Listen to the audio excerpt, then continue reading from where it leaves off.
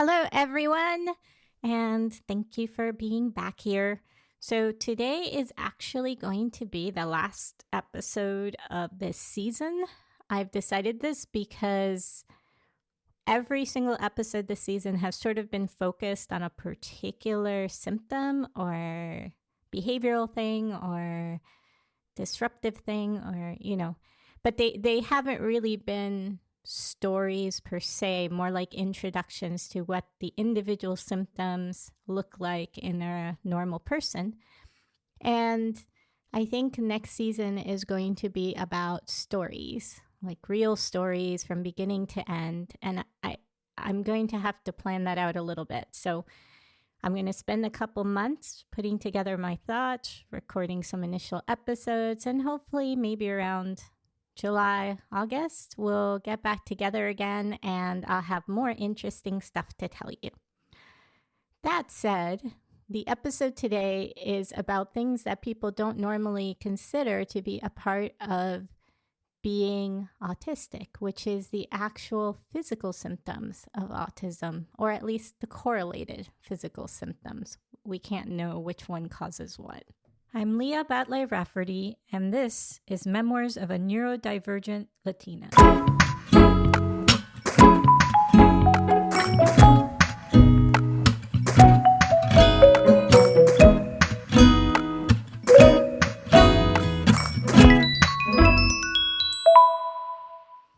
All right, so if you go and you start looking at the literature, what you're going to find is there's a lot of discussion about two particular sorts of issues that correlate with autism.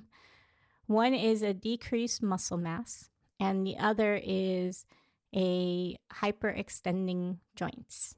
So I tend to have a little bit of both. I don't have the hyperextending joints to any sort of severity, but I will tell you that one of the biggest issues I've had, and it wasn't really diagnosed. It's just as I watched my older son deal with it, I realized that that's what I have, which is these ligament issues, kind of loose ligament issues. And that shows up in a lot of different ways. So let's start with the muscle mass. The muscle mass issues are really interesting because I was never, I don't think, geeky looking. I was actually very, very thin. I consider myself a very big geek, by the way. But I was rail thin when I was little. I was generally friendly. I was kind of off from my schoolmates a little bit, but in general, I don't think visually I was that off. But here's the places where it really showed up. When I was younger in the 1980s, they had a presidential physical fitness test. I don't know if they still do that, but at the time, you had to do a certain amount of sit-ups. If you were a girl, you had to do a certain amount of chin-ups for a certain long time. So I can't remember what it was. If you were a boy, you had to do a certain amount of pull-ups.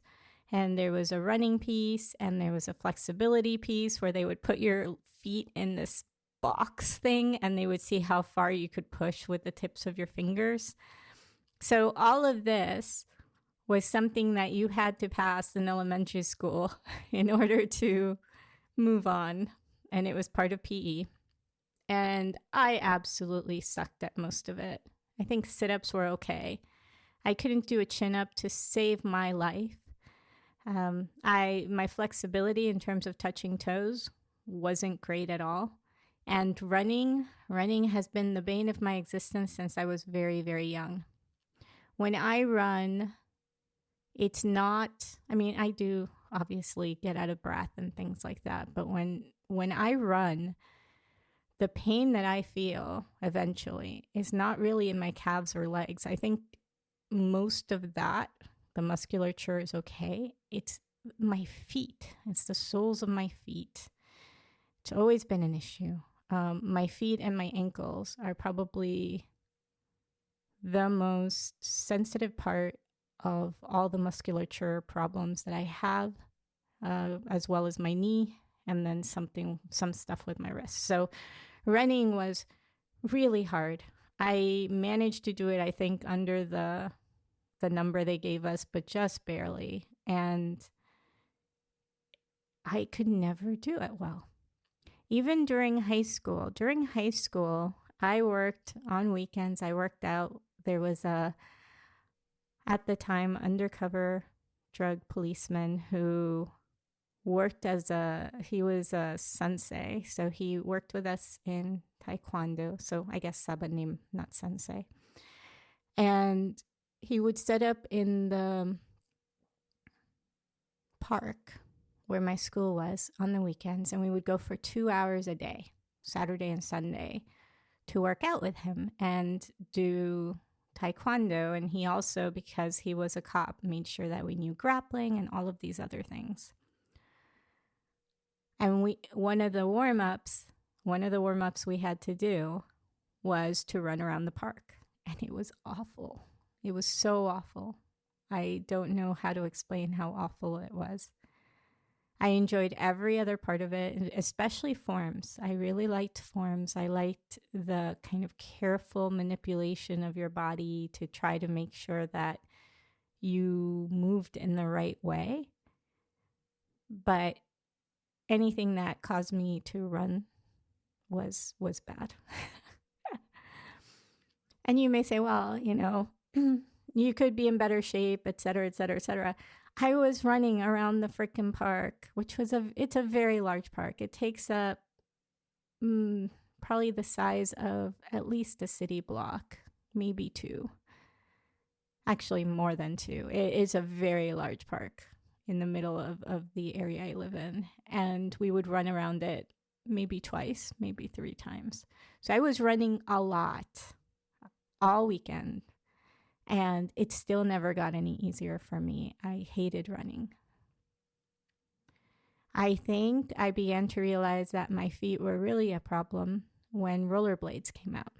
It's really interesting. I loved roller skating. I did. I loved it. I did it all the time. I enjoyed being on my roller skates. When rollerblades came out, I bought super high-end ones. And I realized they hurt my feet. Note that they didn't hurt my ankles, though I will talk about my ankles in a little bit. They hurt my feet. They hurt specifically the soles of my feet, and specifically through the middle of my foot where the wheels are. And I didn't know if this was like just because I wasn't used to rollerblading, and maybe if I got used to it, it would get better. And it would happen regularly, even after I started to do it all the time. And nobody sold roller skates anymore at that time. So I couldn't get my roller skates back. And it was really harsh. I actually stopped doing rollerblading and roller skating at a certain point because of that problem. When I came up north and I started to do ice skate, same exact thing. I don't hate ice skating, but the sole of my foot starts to hurt so badly. And it doesn't matter how good the ice skates are. That pressure right through the middle of my foot causes me all kinds of problems.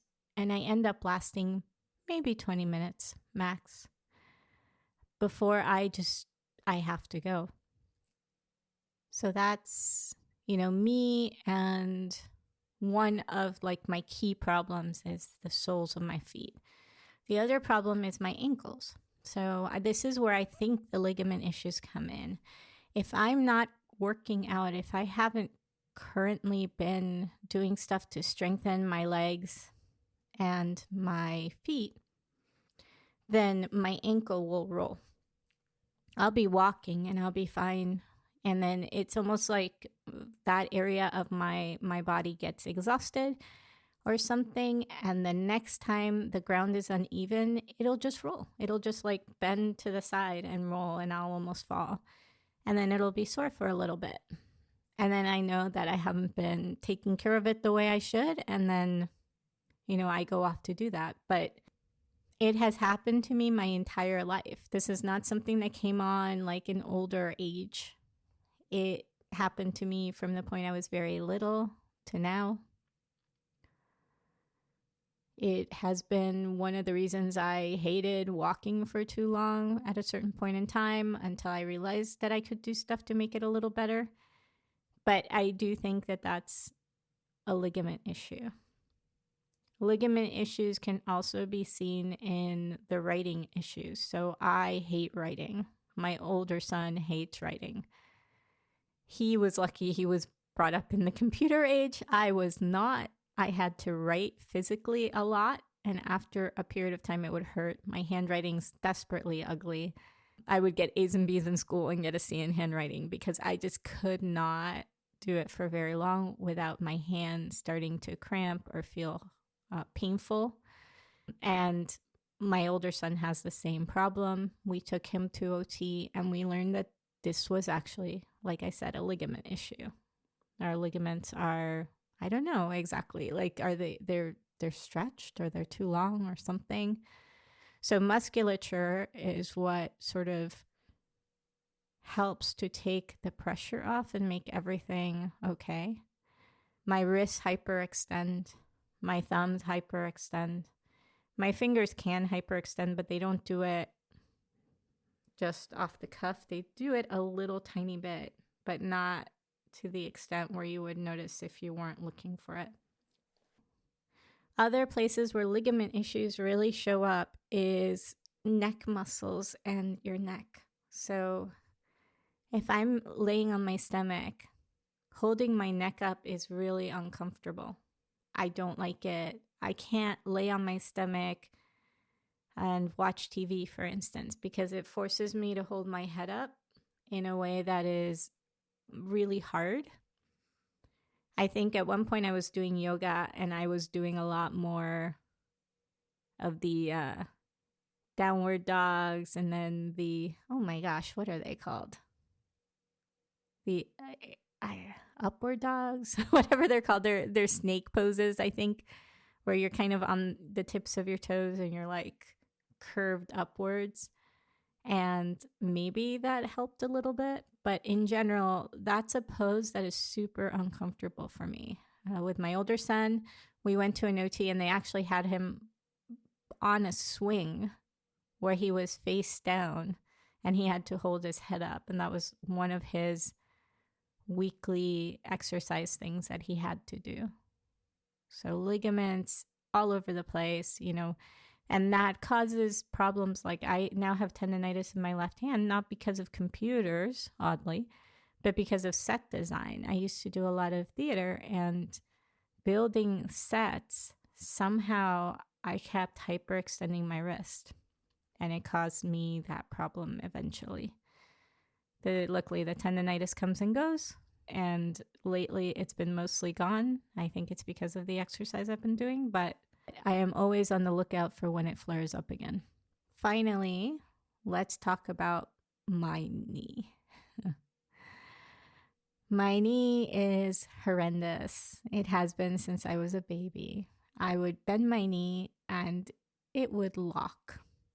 Yes, it locks. It moves out of position, my kneecap or something, and it locks. When I was little, I would just unbend it, and that was that. And it didn't seem to cause me a lot of problems. I just knew that it would happen if I sat in certain ways. As I've gotten older, it's gotten a lot more painful when it happens. I have a lot of PT on it. So that once again, this is not an old person thing, right? I'm trying to emphasize that a lot of these problems have been with me my whole life.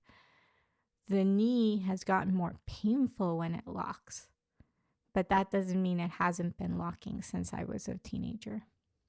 And unfortunately, the cure for locking your knee is to hyperextend your knee. So you can guess that that's a lot of fun when it happens. Luckily, I only have to suffer through it once every few years, maybe 5 years. Like I've been really, really, really, really good about spending time working the muscles that PT have told me to work in order to make sure that that doesn't happen with my knee. And cross fingers, knock on wood, it hasn't happened recently, and I hope it doesn't happen. The other thing that also is interesting to me is that I don't get a high or whatever dopamine hit or whatever from working out. I don't feel better afterwards. There's no reward really for me to do exercise. I do it because I'm well aware of what will happen to me as I age if I don't make sure my core is strong, if I don't make sure that I'm flexible, if I don't make sure that my balance is good. But honestly, after a workout, I don't get that dopamine hit at all. At all. Every workout is a struggle. It always has been and probably always will be. And I force myself to do it at least once a week, but I will never, well, obviously I'm 50 now, so I'm not going to gain a ton of muscle tone, but I will never be at the level that other people are, I think, because there's just so many barriers that have been with me for so long. So if you are somebody else like me, if you are somebody who has physical difficulties, know that you're not alone. Know that if you really want to, you can work through them. It sucks, but I did a 5K once. I decided that an inflatable whatever 5K sounded so great. And so I jumped on it, did a couch to 5K app that I found for the phone that somebody suggested. And I, managed to mostly run the 5K. I thought I was going to do great. I'm in a very hilly area where I'm running up and down on sidewalks and things like that. And I thought, oh, look, I'm building my endurance. When I actually go to this course, it's going to be great. Course was on the grass. The grass was uneven. The unevenness made my ankles a lot more exhausted. I didn't exactly roll them, but I realized that I was so worried about my ankles and about the fact that when I get really exhausted, if I, torque things too badly, my knee could lock. And these inflatables weren't fully inflated, really, that I ended up not enjoying it very much. But I made it to the end of the 5K, so there you go. The point is, these are barriers, just like every other barrier we face, but they are not roadblocks. If you want to do it, do it. Maybe it won't be as great as other people do it, but if it's an accomplishment for you, then it's an accomplishment for you, and that's all that matters. So, leaving this out there, I hope you're okay, and I will talk to you next season. Bye. Thank you for tuning in to Memoirs of a Neurodivergent Latina. This podcast was written, edited, and produced by me, Leah Batlle-Rafferty. All music is by Carlos Neda. To send us an email, feel free to send to moanl@labratsolutions.com. That's MOANL@labratsolutions.com. And our website is www.moanl.com. And this podcast is part of Labrat Solutions, Inc.